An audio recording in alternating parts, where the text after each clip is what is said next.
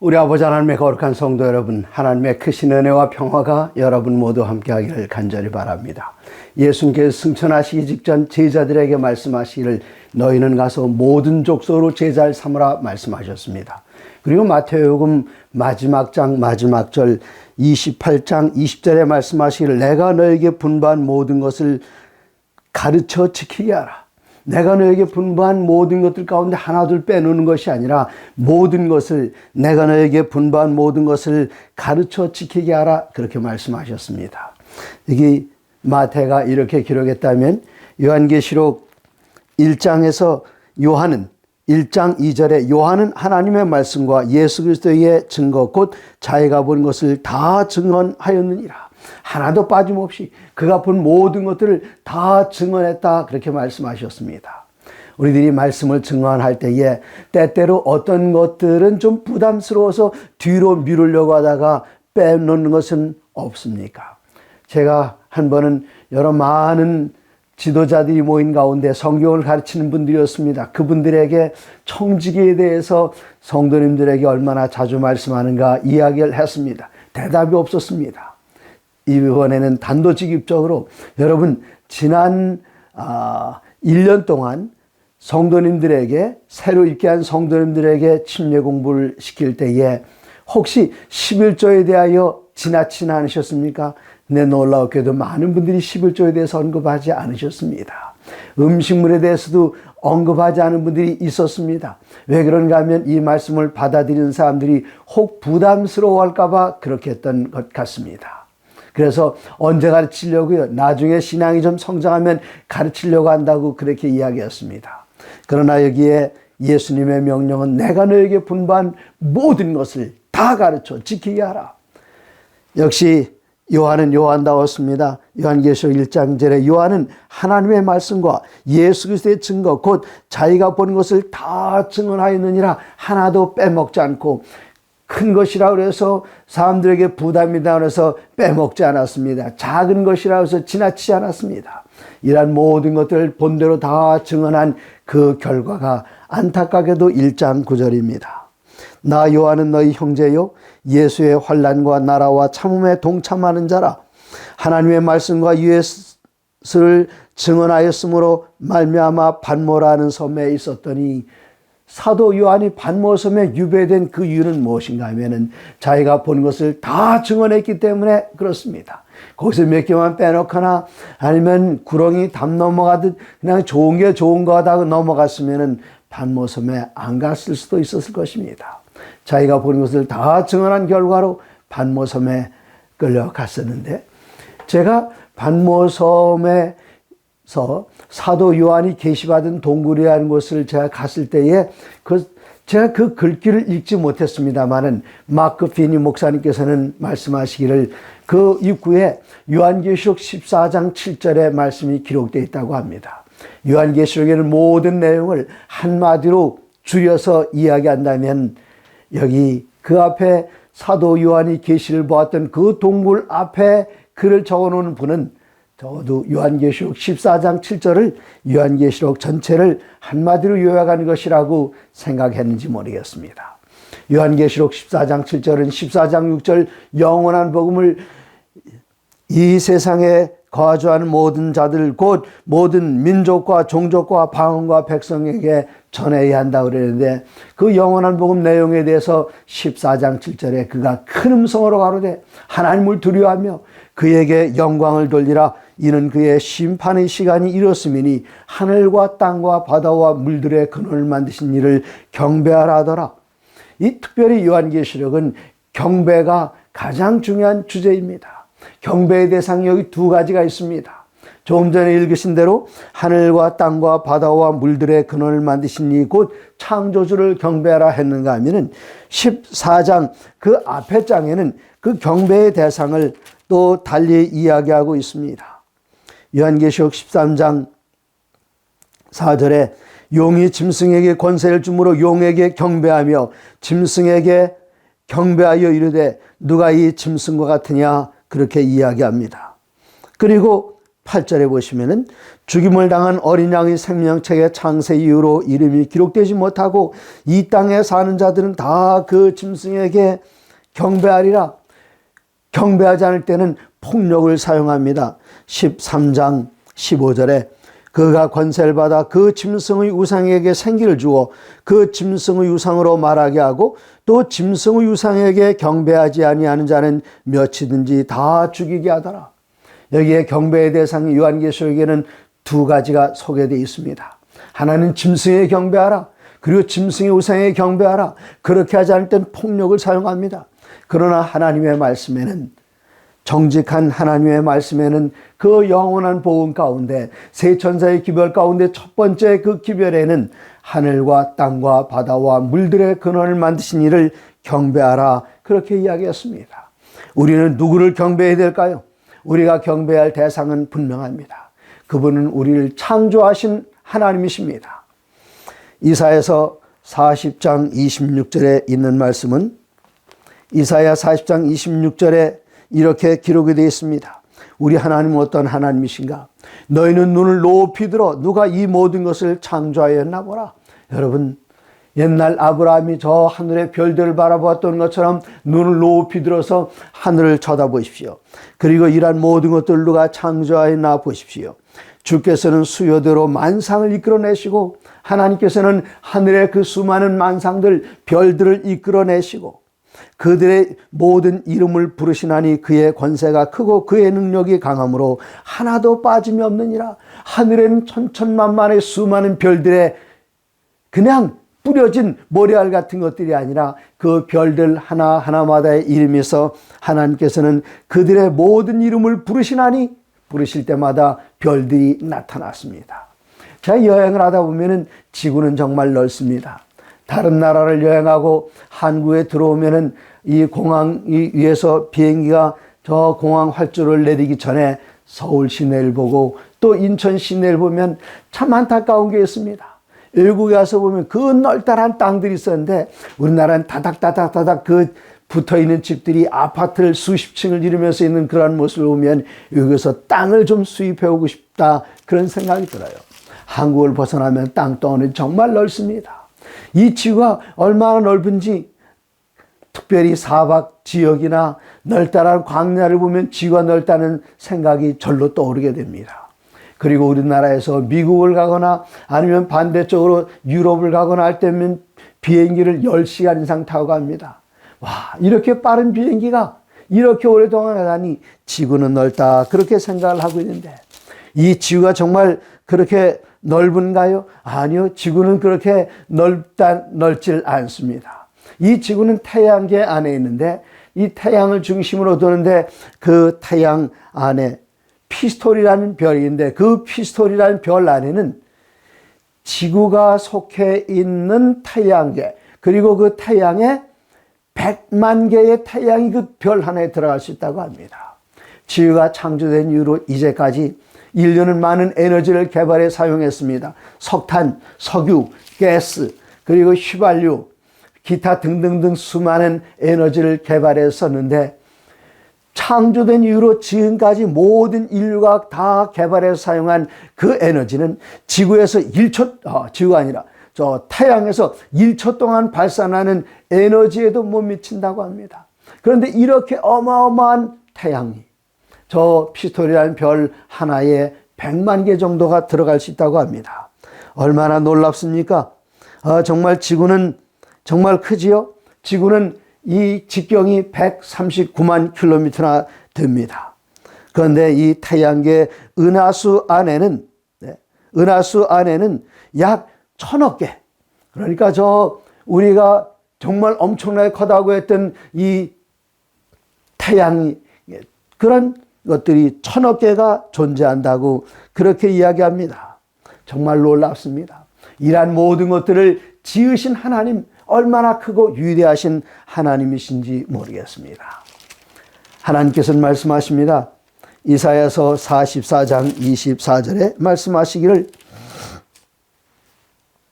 이사야 44장 24절에 내 구속자여 모태에서 너를 지은 나 여호와가 이같이 말하노라. 나는 만물을 지은 자라. 홀로 하늘을 폈으며 나와 함께 한 자 없이 땅을 폈고, 이러한 모든 것들을 우리 하나님 홀로 혼자 만드셨다고 그렇게 말씀하십니다. 이렇게 위대하신 창조주가 우리와 함께 계시는데, 창조하면 창세기를 우리가 들여다봐야 할 텐데, 창세기 1장 제가 퀴즈 하나 내겠습니다. 창세기 1장에서 여호와라는 단어가 몇 번 나오는지 찾아보십시오. 찾아보실 것도 없습니다. 왜 그런가 하면 창세기 1장에서는 엘로힘, 하나님이라는 단어 나와도 여호와라는 단어는 등장하지 않습니다. 그런데 창세기 1장에 나오는 그 엘로힘 하나님, 그 하나님께서 지으신 것은 온 우주가 캄캄할 때에 빛이 있으라 말씀하실 때에 온 세상이 환해졌습니다. 여러분, 저녁에 어디 밖에 나갔다 들어올 때 집이 캄캄한데, 그때 방마다 스위치를 하나씩 올리면 그 방 비칠 정도만 불이 비칩니다. 그러나 하나님께서는 온 천지가 깜깜한 암흑이었을 때에 빛이 있으라 하실 때에 온 천지가 한꺼번에 환해질 정도의 그 빛을 만드신 어마어마한 하나님, 그리고 이 지구를 물이 둘러싸고 있습니다. 이때 하나님께서는 물을 위로 들어 올리시면서 궁창을 만드시고, 궁창 위의 물과 궁창 아래의 물, 궁창 아래의 물이면 강, 바다 이런 것들이겠죠. 궁창 아래의 물, 여러분 바다에 가보십시오. 그 바닷물이 얼마나 넓고 광활하고 그 양이 엄청나지 않습니까? 이런 것들을 하나님께서는 말씀으로 궁창이 있으라 하실 때에 궁창 위의 물과 궁창 아래의 물이 나뉘게 되었습니다. 하늘의 별들을 만드셨습니다. 그리고 모든 산천 초목들을 말씀으로 만드셨습니다. 이런 하나님이 창세기 1장에는 하나님 엘로힘이라는 말로 표현되어 있습니다. 엄청나게 크신 하나님. 그런데 창세기 2장에 들어가시면은 여호와 하나님이 처음 등장하는데, 여호와 하나님이 등장할 때에 어떤 사건이 있었는가, 어떤 일이 있었는가? 자, 창세기 2장 4절입니다. 이것은 천지가 창조될 때의 하늘과 땅의 내력이니 여호와 하나님이 땅과 하늘을 만드시던 날에 여호와 하나님이 땅에 비를 내리지 아니하셨고 땅을 갈 사람도 없었으므로 들에는 초목이 아직 없었고 밭에는 채소가 나지 아니었으며 6절 안개만 땅에 올라와 온 지면을 적셨더라. 7절입니다. 여호와 하나님이 땅에 흙으로 사람을 지으시고 생기를 그 코에 불어넣으시니 사람이 생명이 되니라. 온 우주를 말씀으로 만드신 그 하나님께서 사람을 만드실 때는 저 우주에서 저 지구를 향해서 사람이 있으라 말씀하신 것이 아니라 지구에 내려오셔서 에덴 동산에서 흙을 떠서 흙으로 사람의 모양을 빚으시고 그 사람의 모양에다가 아직 움직이지 않습니다. 숨도 쉬지 않습니다. 걷지도 않습니다. 생각도 못합니다. 이런 아담에게 하나님께서는 그 코에다가 입기물을 불어 넣으셨을 때에 사람이 생명이 됐습니다. 어마어마하신 하나님, 엄청나신 그 하나님께서 갑자기 인류를 지으실 때는 저 우주를 떠나시 지구로 오셔서 지구 에덴 동산에서 흙 한 줌을 가지시고 사람을 만드시고 거기에 생기를 불어 넣으실 때에, 제가 한 번은 이 말씀을 교회에서 설교하면서 어린아이를 하나 낳으라고 그랬습니다. 그리고 강단위에 누우라고 그랬습니다. 그리고 얘야 내가 아담이다. 이젠 하나님께서 너에게 생기를 불어넣을 것이다. 그리고 제가 청중을 바라보면서 아이는 제 앞에 누워있고 그 아이의 코에 생기를 불어넣기 위해서 제가 어떤 태도를 취했을까요? 아이를 번쩍 들어오셔서 코에다 숨을 불어넣은 것이 아니라 저는 그 아이의 앞에 호흡을 불어넣기 위해서 무릎을 꿇었습니다. 그리고 그 코에 호흡을 불어넣기 위해서 머리를 숙였습니다. 그리고 일어나서 교우님들에게 제가 이 아이 앞에서 했던 그 모습이 무슨 모습과 같습니까? 그렇게 질문했을 때 온 교인들이 이 어린아이를 향해서 목사님이 절하는 것 같았습니다. 그렇게 대답했습니다. 우리 하나님, 온 우주를 말씀으로 지으신 엄청난 위대하신, 말로 표현할 수 없이 크신 하나님께서 사람을 지으실 때는 이렇게 가깝게 친밀하게 오셔서 사람을 지으셨습니다. 시편 139편 13절에는 말씀이 기록되어 있습니다. 시편 139편 13절에 주께서 내 내장을 지으시며 나의 모태에서 나를 만드셨나이다. 이 세상에 지금 70억의 인류가 살고 있습니다. 근데 그 70억 인류 한 사람 한 사람을 만드실 때에 어떻게 지으셨는가? 있으라 그렇게 지은 것이 아니라 여기 하나님께서는 한 생명이 태어나는 그 일에도 역사하시는 장면을 주께서 내 내장을 지으시며 나의 모태에서 나를 만드셨나이다. 내가 주께 감사함은 나를 지으심이 심히 기묘하심이라. 옛날 개역성경은 신묘막측하다 그렇게 표현되어 있죠. 주께서 하시는 일이 기이함을 내 영혼이 잘 아나이다. 16절 내 형질이 이루어지기 전에 주의 눈이 보셨으며 나를 위하여 정한 날이 하루도 되기 전에 주의 책에 다 기록이 되었나이다. 하나님이여 주의 생각이 내게 어찌 그리 보배로우신지요. 그 수가 어찌 그리 많은지요.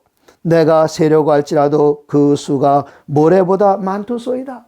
내가 태어나기 전부터 하나님께서 이미 나를 알고 계시고 디자인해 놓으시고 내가 어머니의 뱃속에서 수태될 그 모든 과정 속에도 하나님께서는 혼자 그냥 저절로 내버려 둔 것 아니고 천사를 시키신 것도 아니고 오직 생명을 창조하는 일은 하나님께서만 하실 수 있었기 때문에 하나님께서 나의 생명이 이 세상에 태어난 일에도 관여하셨습니다. 그래서 이사야서 57장 15절에는 이사야 57장 15절에는 지극히 존귀하며 영원히 거하시며 거룩하다 이름하는 이가 이같이 말씀하시되 내가 높고 거룩한 곳에 있으며 지금 아주 엄청나게 높고 거룩한 것 이야기하면서 갑자기 내려옵니다. 또한 통회하고 마음이 겸손한 자와 함께 있나니 이는 겸손한 자의 영을 소생시키며 통회하는 자의 마음을 소생시키려 함이라. 하나님께서는 누구와 같이 계신다고요? 온 우주 지구보다 그냥 지구에 100만 개가 들어가는 그런 별, 그리고 태양이 100만 개가 들어갈 수 있는 피톨같이 큰 별을 만드신 하나님, 그 별 하나만 아니겠습니까? 엄청나게 더 많은 그와 동급의 별들이 많이 있겠습니다만은 그런 하나님께서 내가 하나님 앞에 내 죄를 가지고 나가서 마음이 통회하고 마음이 겸손한 자와 함께 하나니 이는 겸손한 자의 영을 소생시키시며 통회하는 자의 마음을 소생시키려 함이라. 내 가슴 아픈 그 작은 것까지도 살피시는 그 하나님, 바로 그분이 어떤 하나님이신가 하면은 창조주 하나님이라 그렇게 말씀하셨습니다. 이런 창조주 하나님께서 어떻게 하시는가? 요한계시록 14장 7절 하나님을 두려워하며 그에게 영광을 돌리라. 이는 그의 심판의 시간이 이르렀음이니 하나님께서는 우리를 심판하십니다. 어떻게 심판하시는가? 요한계시록 14장 7절에 나오는 그 심판은 예수 믿지 않는 사람들을 심판하는 그런 심판이 아닙니다. 그들이 이미 정죄받아 심판당했습니다. 이 마지막 때 우리를 마침내 구원하시기 위하여 사단이 우리를 자기의 것으로 주장합니다.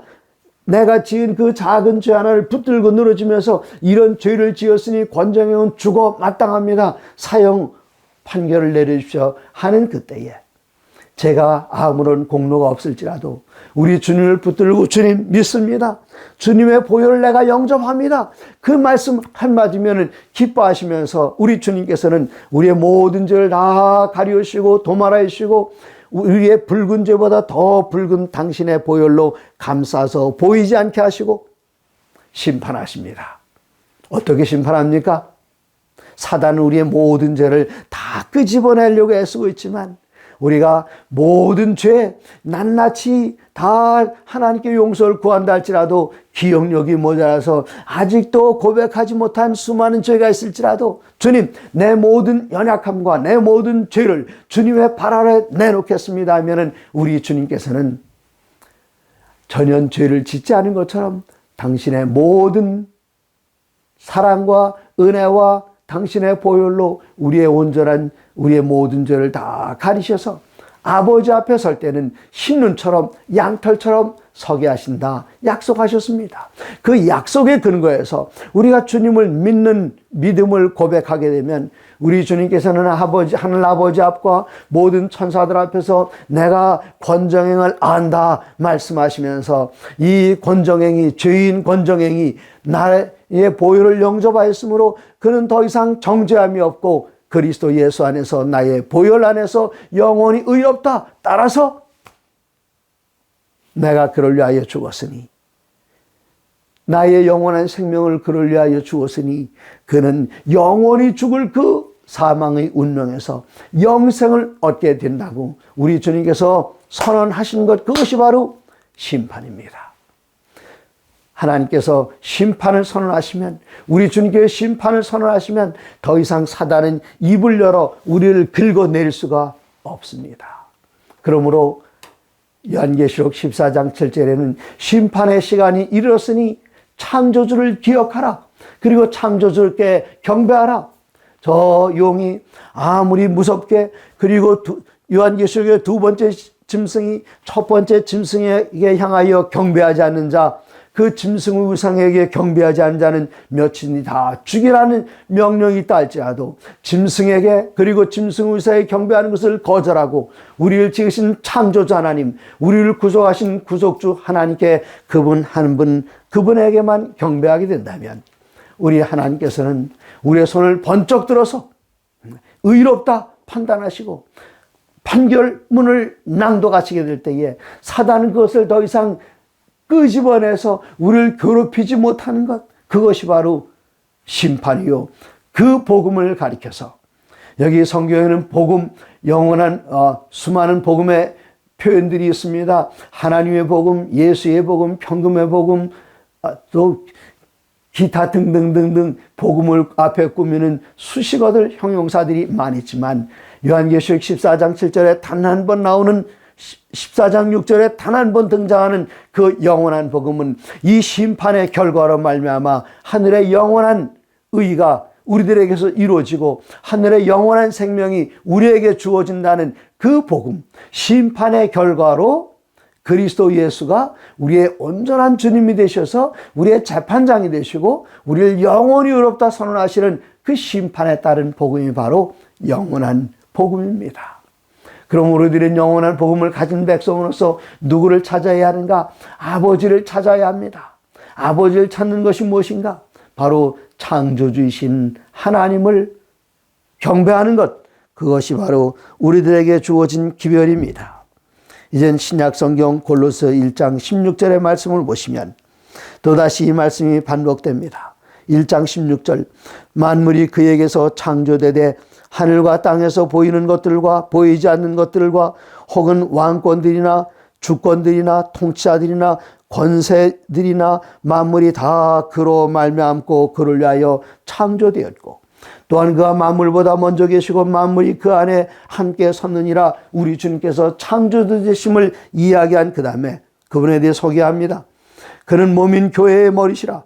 그가 근본이시요 죽은 자들 가운데서 먼저 나신 이시니 이는 친히 만물의 으뜸이 되어야 하시며 아버지는 충만으로 예수 안에 거하시고 그의 십자가의 피로 화평을 이루사 만물 곧 땅에 있는 것들이나 하늘에 있는 것들이 다 그로 말미암아 자기와 화목하게 되기를 기뻐하심이라. 아멘. 아멘. 참으로 아멘입니다. 바로 이런 하나님께서 이 땅에 오셔서 육신을 입으시고 성육신 하시고 우리의 모든 죄를 십자가에다가 올려놓으시고 그 죄를 주님께서는 대신 쓰시고 죄 그 자체가 되셔서 당신을 십자가에 못 박으시는 그 놀라운 광경, 감격스러운 광경, 아름다운 광경이 요한복음 19장에 아주 자세히 잘 묘사되어 있습니다. 요한복음 19장에 예수님께서는 십자가에 달리셨을 때에 그 밑에 육신의 어머니가 울부짖으면서 계십니다. 그러나 예수님께서는 십자가에서 내려오지 않으시고 우리를 위하여 십자가를 끝까지 지키셨습니다. 그리고는 그 어머니를 향해서 여자여 보소서 아들이니라. 이제 앞으로 여러 해를 더 살아가실 어머니를 홀로 내버려 두지 아니하시고 그 어머니를 또 그 사랑하는 제자들 가운데 나이 많은 제자가 아니라 비교적 생물학적으로 오래 살면서 어머니를 모실 수 있는 요한에게 부탁합니다.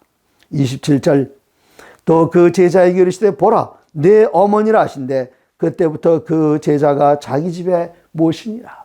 다른 제자들은 홀로 다니면서 복음 전했지만 요한은 우리 주님께서 말씀하셨기 때문에 어머니께서 돌아갈 때까지 그 옆에 모시고 다녔습니다.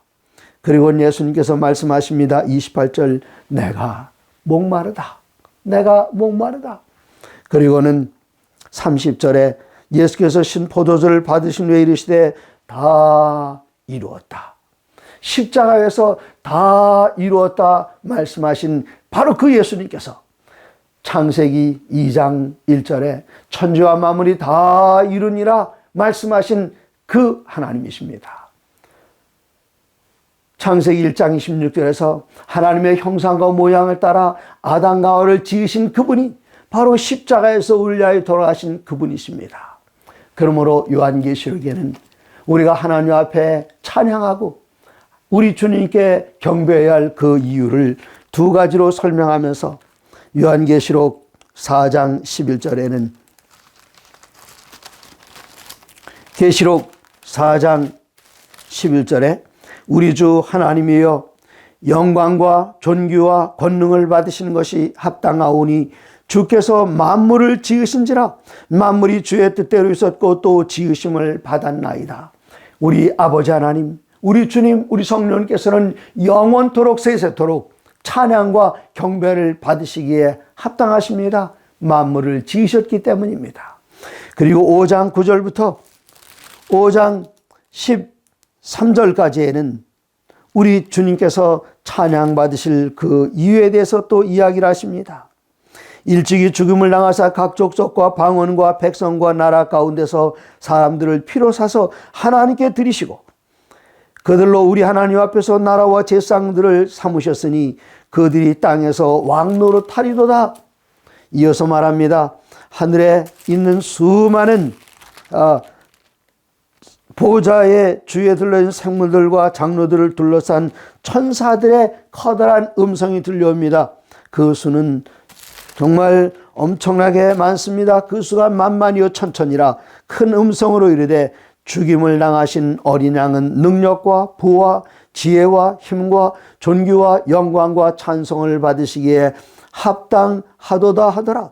또 내가 들으니 이제는 그 찬양이 네 생물에서 24장로로 그리고 천천만만의 천사들을 그 다음에는 온 우주로 퍼지면서 요한계시록 5장 13절 내가 또 들으니 하늘 위에와 땅 위에와 땅 아래와 바다 위에와 그 가운데는 모든 피조물이 이르되 보좌에 앉으신 이와 어린 양에게 찬송과 존귀와 영광과 권능을 세세토록 돌릴지어다 할 때에 보좌 주에는 내 생명이 힘차게 이르되 아멘.